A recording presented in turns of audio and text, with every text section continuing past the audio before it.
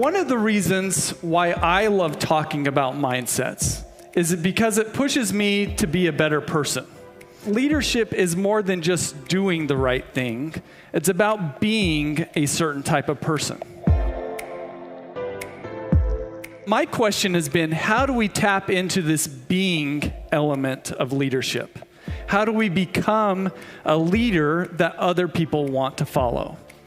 And that's where mindsets come in, because mindsets are foundational to everything that we do.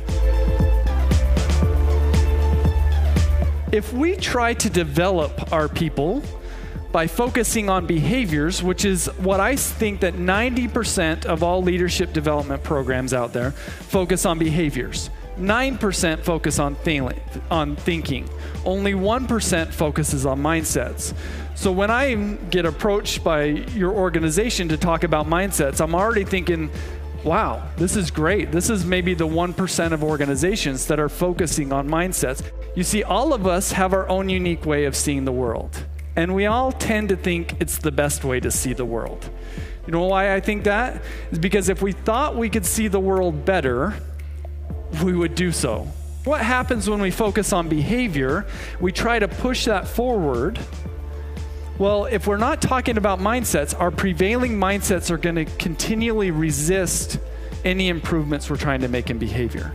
A much better approach is to push forward our mindsets, and then naturally our thinking and our behavior and our effectiveness will follow.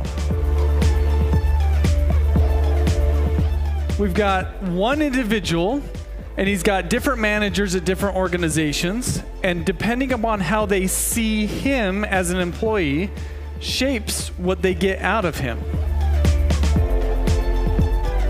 If you could think about yourself and your competitors in the marketplace, what qualities do they possess right now that would lead them to be unsuccessful 5, 10, and 20 years from now?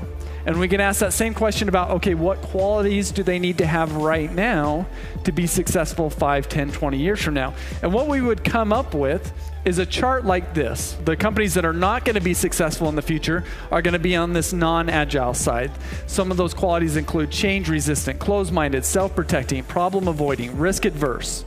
But the organizations that are going to be the most successful 5, 10, 20 years from now are those that are change-ready, open-minded, organization-advancing, problem-solving, and opportunistic.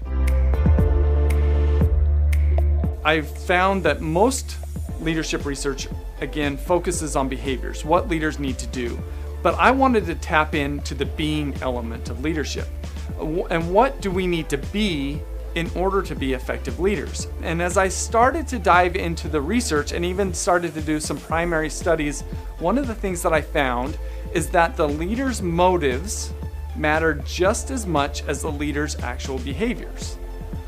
And so if we can better understand the motives of leaders and change and improve the motives of leaders, they're going to be more effective.